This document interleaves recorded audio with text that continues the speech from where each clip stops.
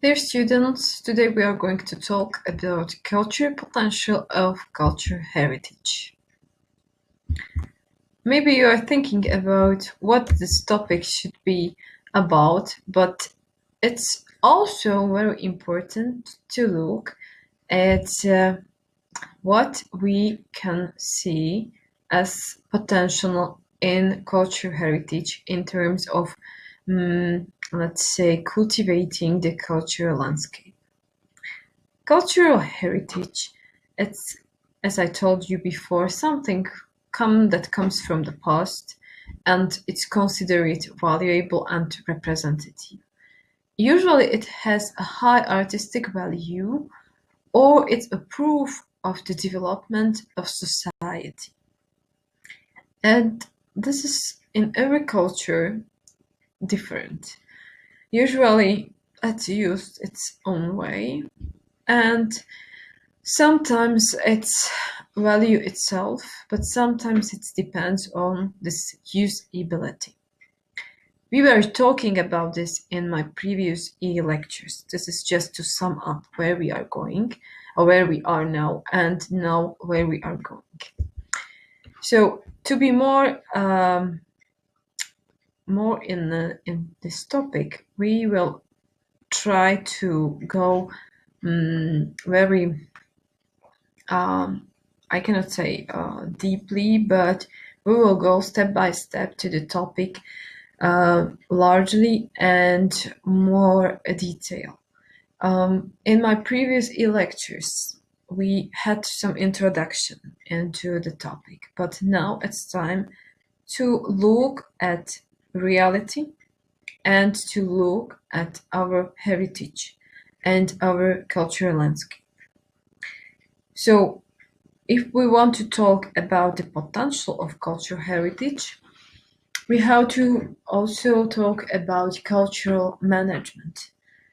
And if even you are very active in preservation of such a kind of monument or whatever, or you are a dancer in a folk dancing group and so on, it's a question on management. We cannot go around without having some information from this field.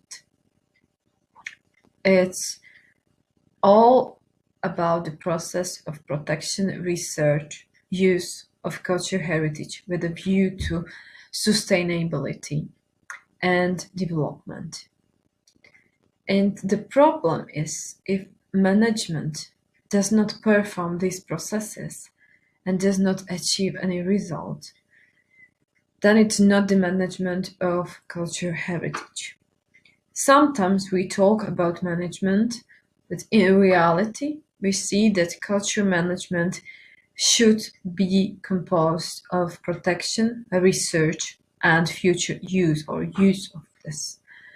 And it's also connected with my, I don't know which one, presentation or lecture it is, but it's with industry, with creative industry and culture industry, because the culture management accepts that the profit can be economic but also educational. It can be used for leisure or recreation, social entertaining, or for different destination or integration to strengthen identity. So in culture management, we use an evaluation model of cultural potential. So when we talk about an example of cultural heritage and we want to go deeply into what it can serve for, how it can be preserved, but what is it linked, how is it linked with culture, with a history, with identity. This is all, and this should be managed by professionals, by managers who are wise enough to understand what they have in their hands. So when I talking about culture potential, it's composed of this culture heritage, but also culture organization and institutions, culture events and products, culture infrastructure that exists around, and human resources in culture sector. And this have to be taken into consideration. And nothing can be missing, because if something is missing, then you have real problems to find and to define a cultural potential of a place. To obtain information about culture potential, usually it's used the methodology of cultural mapping. So this helps you, this cultural mapping can help you to identify the resources. And this is quite a new approach. It's implemented by different countries and organizations. Usually this culture mapping is used by UNESCO. We were talking about UNESCO in my previous lectures. Some countries really come up with their own projects to to find potential of their cultural heritage. I know about some examples in the Czech Republic, and thanks to this analysis and cultural mapping, Valletta in Malta became the European capital of culture. So you see that really the impact of culture mapping and cultural analysis of potential is very, very important. And yeah, it can be used in different way of not successes, but you can get a lot from getting this evaluation. What are the components for the evaluation? Quantitative material components are archival documents, historical library collections and documents, collections of museum and galleries, work of music, dance, dramatic art and scenography, works of cinematography, television and audiovisual production, work of fine and applied art, work of traditional art and artistic production, historical urban architecture and building structures in relation to landscape structure, and of course, cultural landscape itself. Cultural landscape covers all what I named right now. But it's also something what you cannot count as something more. And for assessment of cultural heritage, you need to take into consideration also language and its variants, verbal and literary expressions, dramatic music, dance art, culture traditions, historical events, geographical and local names, technological procedures and specific techniques, intangible manifestations and extraordinary value of such artifacts, and so on. So to make really good assessment or evaluation of culture potential, you have to understand deeply what is the cultural heritage about and how you can assess. My favorite example is pottery, because if we look in this way of what it should be composed of, we see a culture network, because there is some kind of pottery tradition. We can say it's cultural heritage, this pottery. Then we need to look at organization. We can say that there is something like a civic association for pottery. So we have the second step. So first is pottery itself, tradition. Then we have an organization. Then there is a workshop, pottery workshop. It's an event. So how is it promoted? To talk about infrastructure, we can say there is a yard of the Pottery Museum. So it's kind of infrastructure that exists. And human resources. It means that there are some potters that are connected with an office or culture officer at the municipality, and they cooperate together. This network makes pottery alive and makes it still available for public and still brings or just take the tradition from past to future. You can find such examples in other cases, but this was maybe not a monument. It was not about a building, but this was about tradition and about something, a piece of tradition. Let's go back to importance of cultural potential assessment. Why is it important? If you have a kind of cultural artifact, or let's say part of cultural heritage, you have to find out for what reason it's very useful and why it's not useful for other functions or for other purposes. And if you really take care of one such kind of cultural heritage, you want to increase the availability of culture and access to this cultural content. You want to get other people to know about this artifact. Then it can stimulate the revitalization of cultural life. You can engage also civic engagement, community development, and the sense of local identity. It means it's not only to support tourism, but also to support the local community and to give them such an important role in taking care of this heritage itself.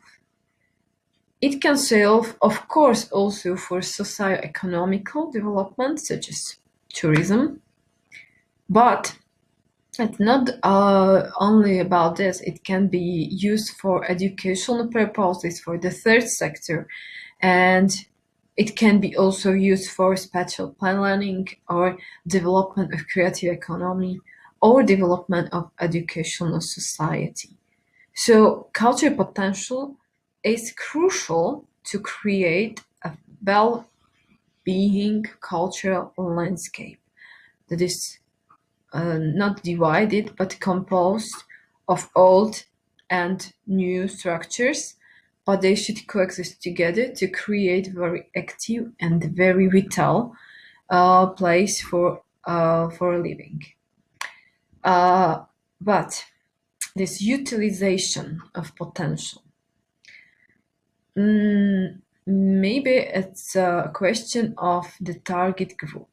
We have to define who is or who are the recipients, and the evaluation can help us to find really good way of communication, how to promote our culture services, products, how to make really good effective marketing, and if we want to be oriented and we found out and potential that maybe this heritage is really better to promote for other people than for local people. Local people are not very active in society, so maybe we will find some people out of this small group and they will come to restore, for example, a castle. We have such kind of experiences. You can see that there is a castle near a village.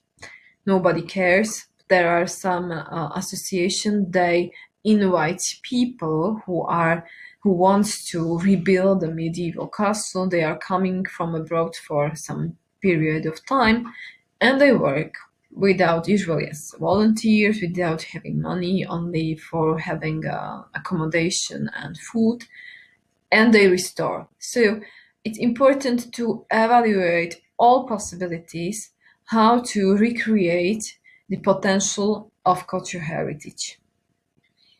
And of course, for the vitality of cultural heritage, you have to take care about the events during the whole year, because sometimes it doesn't work when you promote or just to when you are active only once in a whole year. So we can say that sometimes we see that the potential of a place is often underused, or it's used only occasionally. It's not sufficient, so it doesn't work well. And when we look at the reality around us, we see that sometimes the potential can be increased in building or by building networks. I'm sure that in every country there are micro regions, and it means that a visitor can go, and not only visitor but also habitants can be connected in different places and cooperate to each other. And especially if you involve the local population, it brings this authenticity of a place. It means that the place is not losing the geniusity, and it's really sometimes better because it's growing and it's giving a kind of sense, a kind of feeling. Yeah, it's identity feeling once again.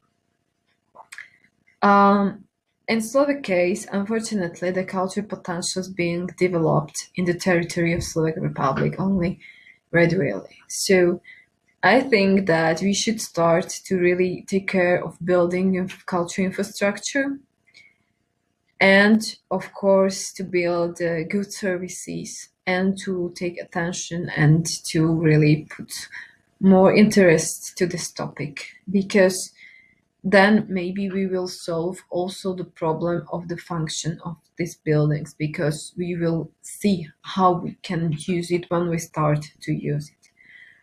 I'm not sure about how is it in your country, but I will be happy if you will work with my document analysis of heritage culture potential.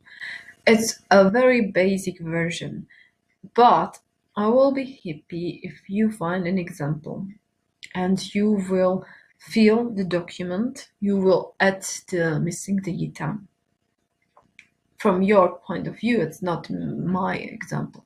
So you will choose, you will put it in, and you will send me for not evaluation, because I cannot evaluate your evaluation, but for to know how is it going and what do you think about this culture potential of our place. Of course, I will be happy if you add at the end of the document your comments. What would you like to do with heritage to encourage people, or to do something more than just basic? Or maybe if you are against, if you are not happy about the form, how is it performed right now, or if it's over, it means maybe there is a lot of tourists coming and you are nervous about. Yeah, it does exist. So please let me know, and I will be happy to be in touch with you also on the topic of cultural potential. Thank you for attention, and I'm looking forward to see you again in my last e-lecture.